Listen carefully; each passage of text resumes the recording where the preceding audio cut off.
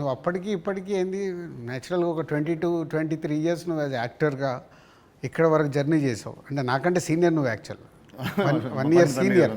నేను 2003లో ప్రొడ్యూసర్ని అయ్యా, నువ్వు 2002లోనే హీరో అయ్యావు. అంటే నాకంటే 1 ఇయర్ సీనియర్.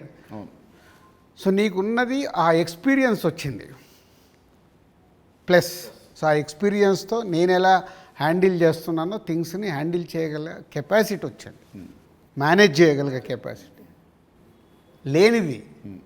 అంటే 23 సంవత్సరాలలో నువ్వు అంటే ఇప్పుడు ఒక దిల్ రాజుగా నేను నీకంటే జూనియర్ని 1 ఇయర్ని సాధించుకుంటూ ఒక టాప్లోకి వచ్చా.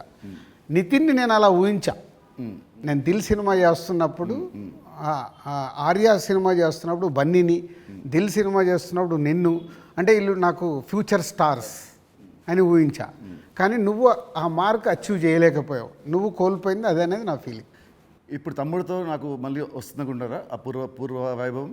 తమ్ముడితో సక్సెస్ఫుల్ హీరోగా వస్తావు, కానీ ఇది సరిపోదు. ఎల్లమ్మ ఎల్లమ్మతో కొట్టాలి.